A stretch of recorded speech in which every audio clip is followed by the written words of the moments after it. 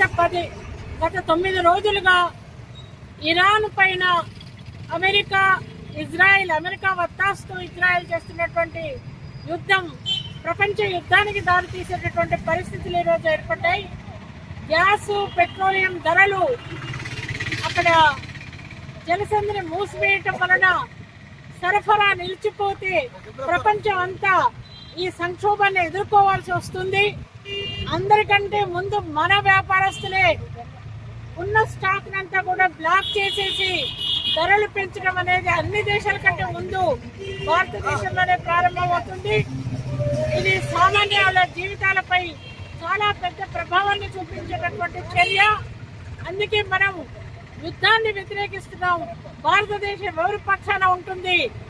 ఒక చిన్న దేశమైనటువంటి ఒక సార్వభౌమాధికారం కలిగినటువంటి స్వతంత్ర దేశమైనటువంటి ఇరాన్ అధ్యక్షుడిని రాత్రికి రాత్రి మట్టుపెట్టి అమెరికా వత్తాసుతో ఇజ్రాయెల్ ఏదైతే దానికి దిగబడిందో దానికి వ్యతిరేకంగా ఈరోజు గల్ఫ్ కంట్రీస్ అన్నిటి మీద ఇరాన్ చేస్తున్నటువంటి దాడుల ఫలితంగా ప్రపంచం అంతా యుద్ధ భయంతో వణికిపోతున్నటువంటి పరిస్థితి.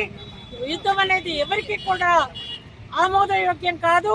యుద్ధంలో నష్టపోయేది ఓడిపోయిన దేశాలు, బడుగు దేశాలు, మనలాంటి అభివృద్ధి చెందుతున్నటువంటి ఆర్థిక సంక్షోభంలోకి మునిగిపోతే ఈ దేశాలన్నీ కూడా. ఇది ప్రపంచ ప్రజలకు అందరికీ కూడా చాలా నష్టదాయకమైనటువంటిది.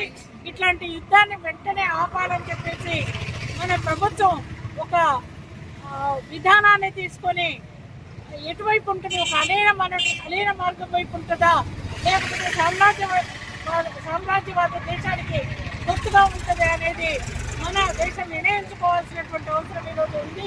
మనం ఈరోజు గ్యాస్ ధరలకు వ్యతిరేకంగా, రేపటి నుంచి పెరిగేటటువంటి పెట్రోల్ ధరలకు వ్యతిరేకంగా చేస్తున్నటువంటి ఈ ఉద్యమాన్ని చాలా తీవ్రతరం కావాల్సి ప్రజలందరూ వ్యతిరేకించాల్సినటువంటి అవసరం ఉంది.